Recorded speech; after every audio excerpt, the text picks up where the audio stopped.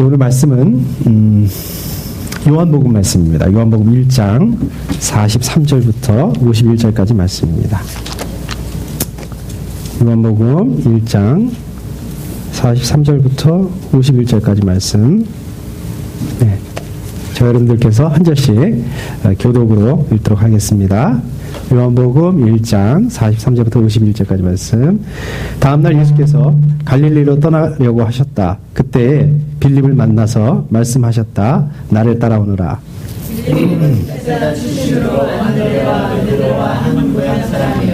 빌립이 나다니엘을 만나서 말하였다. 모세가 율법책에 기록하였고 또 예언자들이 기록한 그분을 우리가 만났습니다.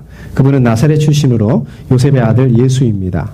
나다니엘이 그에게 말하였다. 나사렛에서 무슨 선한 것이 나올 수 있겠소. 빌립이 그에게 말하였다. 와서 보시오.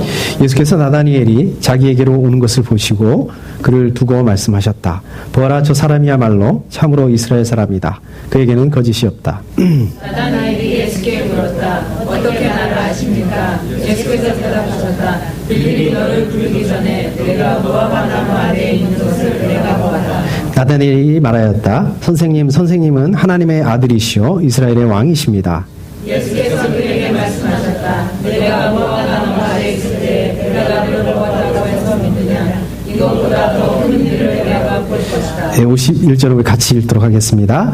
예수께서 그에게 또 말씀하셨다. 내가 진정으로 너희에게 말한다. 너희는 하늘이 열리고 하나님의 천사들이 인자 위에 오르락 내리락 하는 것을 보게 될 것이다. 아멘. 네, 감사합니다. 내가 이쪽으로 가기만 하면은 이게 막 울리는 것 같아요. 이 마이크를 꺼주시거나 뭐 이렇게 하면 좋을 것 같아요. 예, 감사합니다. 우리 지지난주 금요일이죠? 지지난주 금요일하고 지지난주 토요일하고 또 우리 지난주 주일날 이렇게 4개의 교회가 모여서 우리 연합으로 수련회를 가졌었습니다. 수련회 시간을 가졌습니다. 여러분들 어떠셨습니까? 저는 그 강사로 오셨던 그 백은실 우리 그 집사님 그 말씀 참 좋았습니다. 무엇보다도 그 주일날 오전에 그 질문에 대한 그 세미나 하셨죠? 네, 그게 참 기억에 많이 남습니다. 참 좋았던 것 같아요. 거기다가 뭐 또 한 가지는 우리 지난 우리 봄 때 그 야외 예배 때 비가 와서 나가지 못했잖아요. 근데 이제 이번에 특별히 우리 교회 건물을 벗어나서 또 이렇게 좋은 환경에서 좋은 곳에서 또 이렇게 쉬면서 또 우리 같이 또 이야기도 나누고 교제도 나누고 그런 시간을 가질 수 있어서 우리 생명생 가족들하고 그런 저 개인적으로 참 좋았던 것 같습니다. 무엇보다도 이번에 수련회 때 저희 교회에서 아주 히트를 친 게 있었죠. 우리 제가 이름 붙였는데 명품 비빔밥이라고. 네, 이번에 아주 그냥 센세이션을 아주 일으키셨습니다. 그냥 그 준비하느라고 더운 날씨에 고생하신 우리 집사님들께 아주 또 감사를 또 드립니다. 말씀이 나와서 말인데 이 연합이라는 게 참 쉽지가 않습니다. 우리가 그렇지 않습니까? 우리 식구들끼리도 이게 연합이라는 게 쉽지가 않거든요. 저희 가족도 그렇습니다. 어디 뭐 가려고 하면 그렇게 싸워요. 막 그냥 얼굴을 붉히고 막 이제 싸우고. 그래서 어디 안 가잖아요. 웬만하면 제가. 이게 쉽지가 않습니다. 근데 우리가 배경도 다르고 또 교회마다 그 문화도 다르고 그런 교회들이 이렇게 모였으니까 오직하겠어요. 근데 요번에 그 수련을 통해서 우리 명품 비빔밥을 통해서 하나의 의견을 가졌지 않습니까? 맛있다. 맛없다고 그러는 사람들은 없더라고요. 그래서 참 그것들을 통해서 우리가 참 생각해보면 비빔밥이 뭐라고 아무것도 아닐 수 있습니다. 그런데 그것을 통해서 또 우리가 하나가 될 수 있지 않았나. 또 이런 우리끼리니까 또 이런 생각들을 좀 한번 해보고 그래서 참 우리 생명선 가족들이 참 자랑스럽다고 저는 이렇게 생각이 됩니다. 그래서 참 그 지지난주 우리 금요일, 토요일 또 이렇게 주일날까지 해서 수련회를 통해서 우리 생명생 가족들과 또 이렇게 가깝게 또 교제할 수 있었고 특별히 그래서 참 저는 좀 행복했던 그 시간이었던 것 같고요. 이제 일상으로 돌아온 기분입니다. 여러분들 혹시 기억하실지 모르겠는데요. 제가 주제를 가지고 설교 말씀을 이렇게 준비하고 말씀을 나눌 것이다. 이제 이렇게 말씀을 드렸습니다. 수련회 끝난 다음부터 제가 그렇게 한다고 말씀을 드렸었죠. 그래서 오늘부터 첫 번째로 제가 좀 준비를 했는데 한 3개월 정도 이렇게 좀 이어나갈 생각입니다. 좀 길다면 긴데 우리가 성경을 읽다 보면 좀 잘못 이해하고 좀 오해하고 이제 이런 부분들이 좀 있습니다. 이제 이런 부분들을 좀 제가 말씀을 좀 찾아서 같이 좀 준비해서 이 말씀을 좀 나눌 그런 예정입니다. 제가 청년 때는요, 성경을 이렇게 읽다 보면은 모르는 부분들도 굉장히 많이 나오고요. 또 이렇게 질문이 많이 생겨요. 이건 왜 이렇게 됐을까? 이제 이런 것들이, 이런 그 궁금한 것들이 생기게 되면 이걸 좀 물어보기라도 이렇게 하게 되면, 왜 그런 걸 왜 궁금해? 이제 이렇게 물어본다든지, 믿음이 없어서 그래. 응? 그냥 믿어라. 뭐 이제 이런 얘기들을 많이 했던 것 같습니다. 그리고 뭐 딱히 거기에 대한 이렇게 시원한 그 답을 이렇게 주는 분들도 별로 없었던 것 같아요. 그냥 그래서 그 제 나름대로 그냥 믿으려고, 믿어야 되나 보다. 그래서 그냥 억지로 이렇게 믿으려고 노력을 많이 했던 것 같습니다. 그리고 그 당시에는 좀 이 문자 그대로 한번 해보려고 굉장히 많이 노력을 했던 것 같아요. 그러다 보니까 오히려 이거 성경을 우리가 좀 잘못 이해하고 제가 또 잘못 오해하고 또 이런 부분들도 참 많았던 것 같습니다. 요즘에는 참 좋은 책들이 많이 나오죠. 좋은 프로그램들이 많이 나오고요. 기억나세요? 얼마 전에 양 목사님이 성경 공부 인도하셨던 것도 참 좋은 그 프로그램 중에 하나가 아닌가, 성경을 읽기 위한 그런 프로그램이 아닌가 이런 생각들이 들고요. 한 10년 정도 됐나요? 몇 년 됐는데 성경이 읽어지네. 이 책이 있었죠. 그죠? 네. 이게 요새는 그 프로그램으로 아예 성경을 읽기 위한 그 프로그램으로 이렇게 개발이 됐더라고요. 그래서 이런 그 프로그램들을 통하면은 우리가 단편적으로 성경을 이렇게 평면적으로 읽는 그런 것들이 아니라 입체적으로 읽을 수 있도록 이렇게 도와주는 것 같습니다. 그래서 이렇게 우리가 주일 예배 때 우리 설교 말씀을 이게 들으시는 거 이거 참 중요한 일이고 이게 쉽지 않은 일입니다. 이것도요. 그런데 우리가 하나님의 말씀을 또 읽기 원하시고 또 하나님의 그 말씀대로 살아가시기 원하신다면 우리가 꼭 이렇게 성경 공부에 참석하셔야 됩니다. 이 주일 설교 말씀으로는 이거 가지고는 충분하지가 않습니다. 그래서 이제 오늘부터 다시 이제 스몰 그룹이 아마 성경 공부가 다시 시작이 될 텐데, 스몰 그룹에 다 이렇게 들어가셔서 우리 목사님들이 인도하시는 성경 공부에 다 이렇게 참여하셔서 한 분도 빠지지 마시고, 말씀을 좀 나누시고, 또 같이 또 이야기도 나누고, 그런 시간들을 좀 가졌으면 좋겠습니다. 그리고 이제 뭐 저도, 이제 지금 추진하고 있는데, 우리 주중에 성경 공부를 좀 할 예정입니다. 우리 집사님들하고 성경 공부 할 예정인데, 이게 좀 빨리 이렇게 진행이 돼서, 우리 이 주중에 하는 성경 공부에도 우리 집사님들 많이 참석하셔서 같이 이렇게 성경을 읽고 또 말씀을 나누고 또 우리 삶을 나누고 또 그런 시간들이 됐으면 좋겠습니다.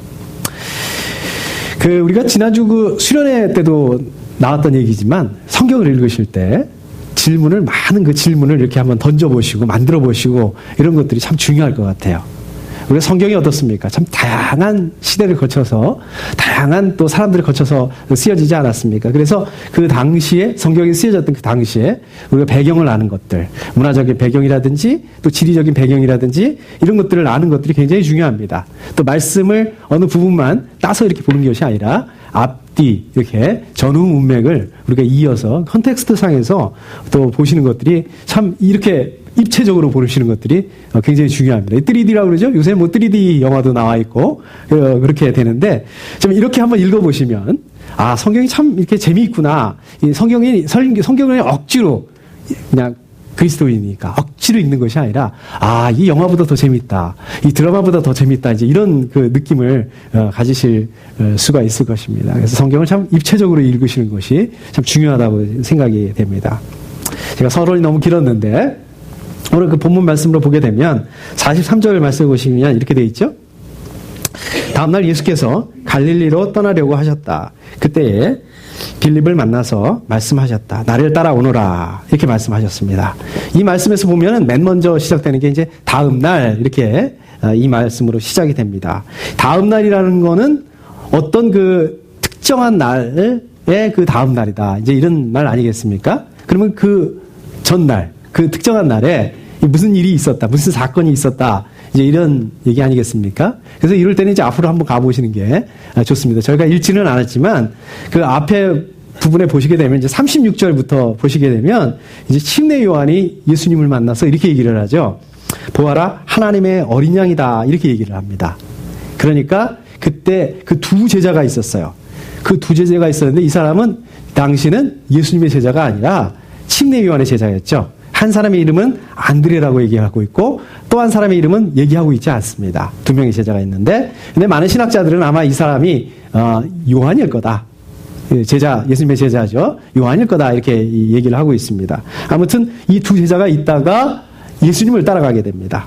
예수님을 따라가니까 이제 예수님이 이 두 제자한테 이렇게 물어보죠. 너희는 무엇을 찾고 있느냐? 이렇게 물어봅니다.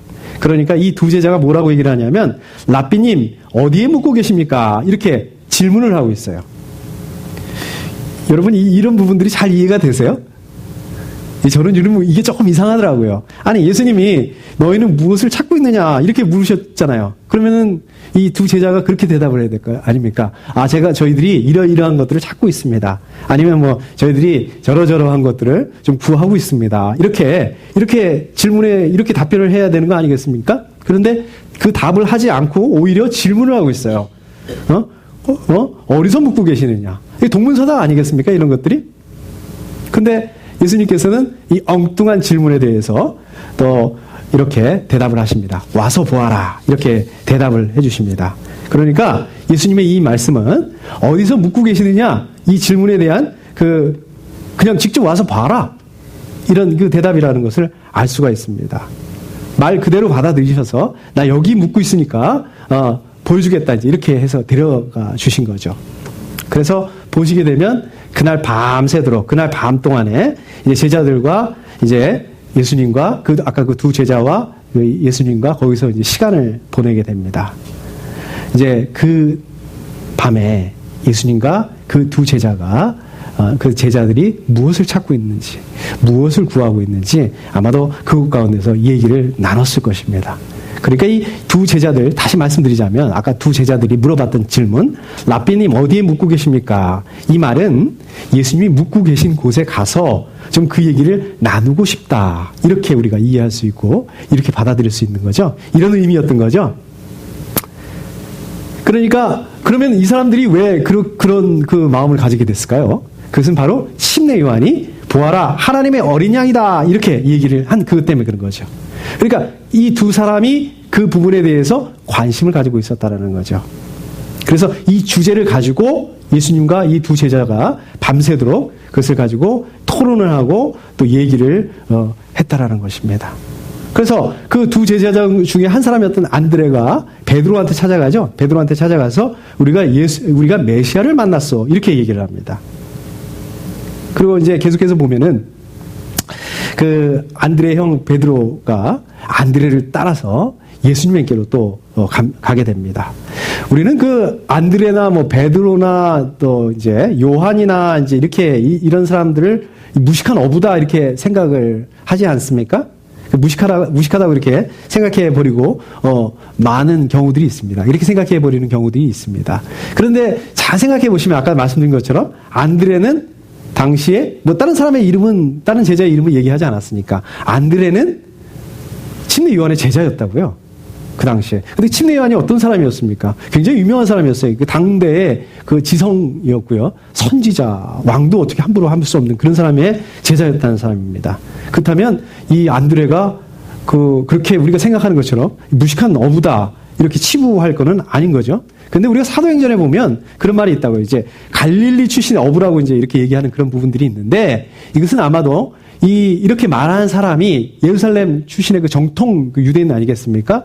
정통 유대인 입장에서 봤을 때 이 갈릴리는 어떻습니까? 북쪽에 있고 그 다음에 헬라 그리스 문화가 이렇게 좀 섞였다라고 이렇게 생각할 수 있는 영향을 받았다. 그래서 그 지역 출신이라는 걸 얕잡아 보기 위해서 그렇게 얘기하는 거죠.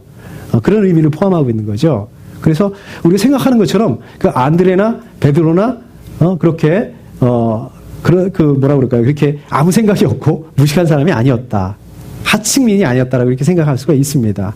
그다음에 보시게 되면은 어부라는 그 당시에 그 어부라는 직업도 그렇습니다. 자영업이었죠. 그래서 경제적으로도 가난한 사람이 아니었어요.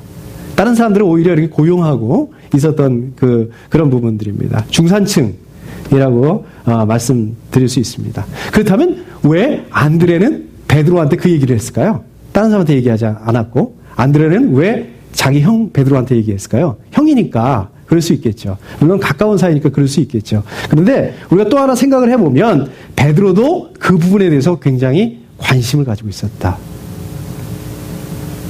그 부분에 대해서 관심을 가지고 고민을 하고 있었다. 그렇기 때문에 안드레가 해필 베드로한테 얘기를 했다. 이렇게 생각해 볼 수 있는 거 아니겠습니까? 그래서 베드로한테 찾아가서 그렇게 얘기를 했던 것입니다. 그러니까 다시 말씀드리자면 이 안드레나 베드로는 하나님 나라에 대해서 기다리고 있었고 메시아를 기다리고 있었고 이런 부분들에 대해서 관심을 가지고 고민을 하고 있었던 사람들이었다. 저희가 이렇게 생각해 볼 수가 있겠습니다.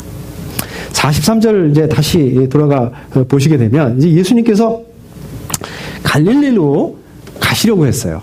그럼 예수님이 지금 갈릴리에 계신 것이 아니라는 거죠. 그러니까 아까 어디에 묵고 계세요? 이렇게 물어봤던 거 아니겠습니까? 자, 이제 갈릴리로 가려고 하시다가 빌립을 만나게 됩니다. 빌립을 만나게 됐는데 예수님께서 이번에는 빌립에게는 아주 다짜고짜 이렇게 얘기하시죠. 나를 따라오너라 이렇게 얘기를 하십니다. 그런데 우리가 44절에 보게 되면 이 빌립은 안드레하고 베드로하고 같은 동양 사람이라는 걸 알 수 있습니다. 베세다 출신이죠, 그죠? 베세다 출신의 같은 동양 사람이라는 걸 알 수가 있습니다. 저희가 자세히 나와 있지는 않지만 지금 빌립은 어떻습니까? 예수님을 처음 만나는 거예요. 지금 이 상황이 빌립은 예수님을 처음 만나는 그런 상황이었고요. 그 다음에 안드레나 베드로는 어떻습니까? 이제 예수님을 만났었죠. 그리고 또 안드레나 베드로는 이 빌립도 같은 동양 사람이었으니까 알고 있었을 것이고 예수님에 대해서 소개했을 것입니다. 이 빌립에게요. 그렇죠? 그리고 이 두 사람이 예수님의 만났던 그 이야기들, 또 예수님과 그 밤새도록 얘기했던 그 얘기들을 통해서 이분이 그리스도다, 이분이 메시아다. 그래서 자기들이 메시아를 만났다, 그리스도를 만났다, 이런 얘기를 빌립에게 했을 거라는 거죠. 이걸 저희가 어떻게 알 수 있냐면 45절에 보면 이 빌립도 똑같이 이렇게 얘기를 한다고요. 나다니엘이라는 사람한테 이런 식으로 얘기를 한단 말입니다. 그래서 아마도 빌립은 안드레나 베드로한테 이런 얘기를 들었을 것이라는 거예요. 자, 이제 그 빌립이 거기를 떠납니다. 예수님을 떠나죠. 예수님을 떠나서 이제 나다니엘에게 가게 됐어요. 나다니엘에게 가게 돼서 45절에 보면 빌립이 나다니엘에게 이렇게 얘기를 합니다. 모세가 율법책이 기록하였고 또 예언자들이 기록한 그분을 우리가 만났습니다. 그분은 나사렛 출신으로 요셉의 아들 예수입니다. 이렇게 얘기를 합니다. 그러니까 빌립이 자기가 그리스도를 만났다, 메시아를 만났다, 이렇게 얘기를 하고 있는 것입니다. 그런데 여기에 대한 첫 번째 반응이 어떻습니까? 나다니엘의 반응이 나사렛에 대해서 무슨 선한 것이 나올 수 있겠소? 어떻게 메시아가 나사렛 출신일 수 있냐? 어떻게 메시아가 나사렛에서 태어날 수 있느냐? 지금 이 얘기입니다. 왜냐하면 이 구약 성경에 보면 메시아에 대한 예언들이 나오죠. 어떻게 얘기하고 있습니까? 그 이스라엘을 회복시키는 메시아는 다윗의 자손이고 또 유다 지역의 베들레헴에서 나실 것이다, 이렇게 얘기하고 있지 않습니까? 그래서 지금 나다니엘이 그렇게 얘기하고 있는 거예요. 성경에 의거해서. 그렇다면 빌립은 그 사실을 몰랐을까요? 빌립은 메시아가 나사렛에서 나지 않을 것이라는 이 사실을 몰랐을까요? 이 성경의 그 예언을 몰랐을까요? 빌립도 알았죠. 빌립도 당연히 알았습니다. 그런데 빌립은 자기 고향 사람 안드레하고 베드로가 얘기를 하는 그 얘기를 그렇게 메시아라고 예수가 메시아라는 거 말하는 그것을 들었고 뿐만 아니라 어떻습니까? 또 이 안드레하고 베드로가 평소에 메시아에 대해서, 하나님 나라에 대해서 관심이 많았다는 것에 대해서 알고 있었고, 그렇게 관심 있는 사람들이 이 사람이 예수가 메시아다라는 그 얘기를 했을 때, 또 예수님과 이야기를 나눴을 때, 이분이 메시아라는 그런 생각을 하고 있었다는 거죠. 그렇죠? 그러니까 다시 말씀드리자면 빌립은 안드레와 베드로를 신뢰해서 이 사람들이 메시아라고 얘기하는 것들을 신뢰할 수 있었을 뿐만 아니라 또 자기가 마침 만나서 이야기를 들어보니까 이거 맞다라는 거죠. 이렇게 생각했다는 거죠. 그런데 문제는 뭐냐면 자기가 보기에도 맞는 것 같은데, 메시아가 맞는 것 같은데, 그리스도가 맞는 것 같은데 다 좋은데 한 가지 걸리는 게 있어요. 그것은 뭐냐면 나사렛 출신이라는 거예요. 예수님이 나사렛 출신이라는 것입니다. 이건 아까도 말씀드린 것처럼 성경의 예언서에 나온 말씀하고 위배되는 거거든요. 다윗의 후손, 베들레헴 출신, 이 말씀하고 맞지 않는 거예요. 그러니까 어떻습니까? 불편한 거예요. 빌립의 입장에서는 예수가 그리스도가 맞는 것 같은데, 메시아가 맞는 것 같은데 이게 아니잖아요. 이 궁금증이 생기는 겁니다. 이 부분에 대해서. 그래서 사실은 빌립이 왜 나다니엘에게 갔느냐? 그것은 이걸 좀 확인해 보고 싶었던 것입니다. 그래서 제일 먼저 뭐라고 얘기를 했냐면 나다니엘에게 예수님께서 나사렛 출신으로 요셉의 아들이다. 이렇게 얘기를 했던 것입니다. 그러니까 이 빌립은요, 지금 나다니엘을 초청하기 위해서, 전도하기 위해서, 예수님에게 초청하기 위해서 이런 것이 아니라 좀 자기가 좀 불편해하고 궁금증이 들고 의문스러운 것들을 좀 얘기하고 싶어서 이렇게 얘기했다는 것입니다. 자, 그렇다면 나다니엘이 누구기에 빌립이 이렇게 나다니엘에게 가서 이렇게 얘기를 했느냐는 거죠. 이번에는. 자, 나다니엘은 어떤 사람입니까? 47절에 보면 예수님께서 이렇게 말씀하시죠. 보아라, 저 사람이야말로 참으로 이스라엘 사람이다. 그에게는 거짓이 없다. 이렇게 얘기하고 있습니다. 그러니까 예수님께서 나다니엘에게 거짓이 없는 사람이다라고 이렇게 인정하고 계십니다. 그러니까 나다니엘은 하나님의 말씀을 연구하는 사람이었습니다. 뿐만 아니라 이 말씀을 지키기 위해서 그렇게 지키는 그런 삶을 살려고 했던 그런 사람이었습니다. 그러니까 율법에 하나님의 말씀에 정통했을 뿐만 아니라 그 하나님의 말씀을 말씀대로 살으려고 했던 그야말로 이제 경건한 그런 사람이었다는 거죠. 의로운 사람이었다는 거죠. 그래서 이 빌립이 어떤 사람이 신뢰할 수 있는 사람이었다. 그 빌립이 나다니엘을 신뢰할 수 있는 그런 사람이었다. 그래서 빌립은 나다니엘에게 갔다는 것입니다.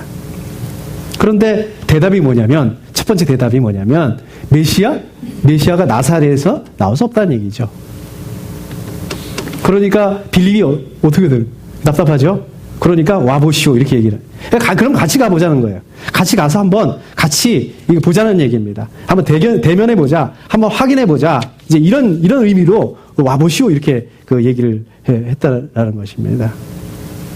그래서 이제 거기에는 이제 그 예수님뿐만 아니라 안드레나 베드로도 있으니까 이제 빌립이 나다니엘을 데리고 이제 예수님께로 가게 되었습니다. 그래서 예수님이 나다니엘을 보자 이제 이렇게 얘기하신 거 47절에 아까 말씀드린 것처럼 보아라, 저 사람이야말로 참으로 이스라엘 사람이다. 그에게는 거짓이 없다. 이렇게 얘기했다는 것입니다. 자, 그러니까 나다니엘이 그렇게 반응하죠. 예수님께 물어보죠. 어떻게 나를 아십니까? 이렇게 물어보죠. 왜냐하면은 나다니엘은 예수님을 한 번도 만난 적이 없잖아요. 지금 첫 번째 만나는 거 아니겠습니까? 근데 한 번도 만나신 적이 없는데 어떻게 자기를 이렇게 아느냐고 지금 물어본 것입니다. 그러니까 다시 말씀드리자면 어떻습니까? 지금 나다니엘이 뭘 궁금해하고 있는지, 어떤 생각을 하고 있는지, 또 뭐를 지향을 하고 있는지 예수님께서 미리 아셨다는 것입니다. 자, 예수님께서 나다니엘에게 이렇게 말씀하시죠. 빌립이 너를 부르기 전에 내가 무화과 나무 아래에 있는 것을 내가 보았다. 이렇게 얘기하고 있습니다. 이 부분은 어떻습니까? 예수님의 초자연적인 능력입니다. 이적이죠? 이것도요. 예수님이 일반 그런 랍비가 아니다. 일반 선생님이 아니라 라는 것을 이제 하나님의 능력을 가진 존재라는 것을 나다니엘이 알게 됩니다. 그리고 이렇게 얘기하죠. 선생님은 하나님의 아들이시오 이스라엘의 왕이십니다. 이렇게 고백을 하게 됐다는 것입니다. 나다니엘이 어떻습니까? 예수님을 메시아로, 그리스도로 인정하고 있는 것입니다. 이제 그 나다니엘에게 있어서, 빌립에게 있어서 이 나사렛이라는 게 크게 문제가 안 됐다는 거죠. 이제 그것이 이제 그 문제가 해결되는 그런 순간이었다는 것입니다. 예수님께서 이제 나다니엘에게 내가 무화과 나무 아래에 있을 때에 내가 너를 보았다고 해서 믿느냐? 이것보다 더 큰 일을 내가 볼 것이다. 지금 이렇게 얘기하고 있습니다. 그러니까 이것이라는 것은 뭡니까? 지금 나다니엘이 체험했던 예수님의 그 초자연적인 능력을 말하는 거죠. 그 초자연적인 능력 때문에 네가 메시아로 믿을 수 있느냐? 그런데 그것은 어떻습니까? 예수님의 그 초자연적인 능력은 예수님의 공생애 동안에 나타나는 것입니다. 사역 기간 동안에 나타나죠. 수많은 사람들을 이 초자연적인 능력을 통해서 살리고 또 어려운 가운데 있는 그 사람들을 어려움 속에서 벗어나갈 수 있게 했던 이 능력들을 통해서 예수님이 메시아다, 그리스도라는 것들을 증명하시고 있는 것들을 보게 됩니다. 자, 51절에서 예수님께서 나다니엘에게 얘기합니다. 내가 진정으로 너희에게 말한다. 너희는 하늘이 열리고 하나님의 천사들이 인자 위에 오르락 내리락 하는 것을 보게 될 것이다. 자, 이게 무슨 말씀인가요? 여기 보시게 되면 하늘이 열리고 이렇게 얘기를 하고 있습니다. 이 말씀 많이 보셨죠? 이 말씀은 그 창세기 28장에 야곱이 베델에서 그 꾸었던 꿈하고 관련된 그 말씀입니다. 자, 하늘이 열리고 이 말씀은 하나님의 그 주권적인 역사하신 말씀하고 있는 것입니다. 그러니까 하나님의 주권적인 역사로 하나님과 인간의 관계들이 확립이 된다는 것이죠. 결국은 예수 그리스도가 십자가의 죽으심과 또 부활을 통해서 하늘이 열리고 죄로 막혔던 하나님과 이 사람과의 관계가 회복될 것이다라는 그 말씀인 것인 거죠. 계속해서 보시면 하나님의 천사들이 인자 위에 오르락 내리락 하는 것을 보게 될 것이다. 하나님의 천사들은 무엇입니까? 이 땅에서 하나님의 뜻을 수행하는 그 천사들을 말씀하고 있는 것입니다. 그런데 인자 위를 오르락 내리락 한다. 이것은 뭡니까? 예수님이 매개체가 돼서 연결고리가 돼서 하늘과 땅을 연결해 주시는 그 매개체가 되신다는 거예요. 그래서 천사들이 이 땅 가운데서 역사할 수 있도록 일하실 수 있도록 예수님께서 매개체가 되신다는 것을 말씀하고 있는 것입니다. 다시 말씀드리자면 예수님께서는 이 하늘과 땅을 연결해 주시는 사닥다리 내지는 계단 이 자체가 되어 주셔서 하나님과 사람을 연결하시겠다 이 말씀인 것입니다. 직접 매개가 되셔서 역사할 수 있을 뿐만 아니라 그 하나님의 예수님을 통해서 하나님의 일들이 이 땅 가운데 일어나는 것을 너희들이 보게 될 것이다. 이렇게 말씀하고 있습니다. 오늘 본문 말씀을 좀 정리해 보면은 빌립이 나다니엘에게 와서 보시오라고 이렇게 아까 말했지 않습니까? 우리는 이거를 보통 전도 그 다음에 그 빌립이 나다니엘을 초청하는 것으로 생각해 볼 수가 그렇게들 많이 생각합니다. 그런데 사실은 이 컨텍스트에서 이렇게 보게 되면 빌립이 자기가 가지고 있었던 그 궁금증, 그 의문을 풀기 위해서 나름대로 자기 방법으로 이 나다니엘을 데리고 가고 초청하는 것들을 보게 됩니다. 결국은 이러한 일들을 통해서 빌립이 예수 그리스도를 메시아라는 것을 그리스도라는 것을 확신하는 그러한 그 과정들을 보게 됩니다. 오늘 이 말씀을 통해서 보시면 우리도 그렇습니다. 안드레나 베드로는 어떻습니까? 안드레나 베드로 같은 사람은 그냥 그 자리에서 예수님을 이야기해보고 시간을 가지면서 토론하면서 이거 하나님의 아들이구나 메시아라는구나 이것을 그 자리에서 믿는 사람도 있습니다. 그러나 이 빌립처럼 나다니엘처럼 의문이 생기고 자꾸 믿어지지 않고 좀 이것저것 좀 확인해보고 싶고 좀 이런 그 사람들도 있다라는 것입니다. 그러나 예수님은 어떻습니까? 너 왜 이렇게 믿지 못하니? 왜 이렇게 믿음이 없니? 그냥 믿어. 이렇게 말씀하시는 것이 아니라 이렇게 야단치시는 것이 아니라 오히려 이 빌립이나 이 나다니엘이 이해할 수 있을 때까지 기다려주시고 또 말씀해주시고 또 알려주신다는 것입니다. 예수님을 따라오도록 이렇게 해주신다는 것입니다.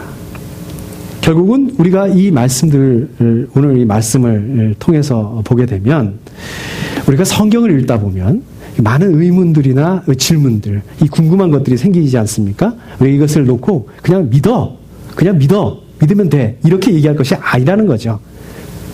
우리가 성경을 읽으시다가 궁금한 것들이 생기게 되었을 때 우리가 그것에 대해서 질문을 한번 던져보게 되고 또 그것을 찾아보고 확인해보고 이러한 과정들을 통해서 우리가 온전한 그 믿음의 그 자리에 이르게 된다는 그 말씀인 것입니다. 자, 우리가 또 한 가지를 이렇게 보게 되면 우리 이 말씀에서 보게 되면 우리가 그 믿음의 그 과정으로 가는 길들은 그 좋은 프로그램이나 어떤 좋은 목사님의 통해서 이루어지는 것이 아니라는 것입니다. 오히려 안드레와 베드로가 어떻습니까? 하나님 나라에 대한 그 열망을 가지고 있었죠. 열망을 가지는 것이 중요하고요. 그 열망과 열정을 가졌을 때 안드레가 어떻습니까? 자기 형 베드로한테 가서 얘기를 한다고요. 그 다음에 안드레와 베드로가 또 자기 그 동양 사람, 같은 고향 사람이었던 빌립한테 가서 얘기를 해요. 또 빌립이 어떻습니까? 평소에 잘 알고 지내는 그 나다니엘에게 가서 또 얘기를 합니다. 이런 그 과정들을 통해서 바로 그 주변 사람들을 통해서 또 같은 고향 사람들을 통해서 이렇게 믿음이 점점 번져나가는 것들을 보게 됩니다. 우리의 믿음도 마찬가지인 것 같습니다. 좋은 목사님, 좋은 프로그램 말씀 듣고 우리가 믿게 된 게 아니잖아요. 친구 따라서, 아는 사람 따라서, 가족 따라서 이렇게 된 게 아니겠습니까? 그러면서 점점 우리의 믿음이 성숙되어지는 것이 아니겠습니까? 이런 것 같습니다. 그래서 어떤 대단한 그런 프로그램, 또 그 유명한 목사님 이런 것들이 아니라 바로 우리 교회 공동체를 통해서, 또 우리가 가족들을 통해서, 또 우리 그 삶의 현장 가운데 있는 친구들과 우리 또 동료들을 통해서 또 이러한 그 믿음의 과정들이 이루어간다는 것입니다. 우리가 예수를 소개할 수 있고, 또 우리가 이 믿음의 그 성숙을 가져올 수 있게 한다는 것입니다. 오늘 말씀 잘 또 기억하셔서 또 한 주간도 또 삶의 현장 가운데서 승리하실 수 있고, 또 영적인 성숙을 맛보실 수 있는 우리 생명생 가족들 다 되실 수 있기를 소원합니다. 우리 함께 기도하겠습니다.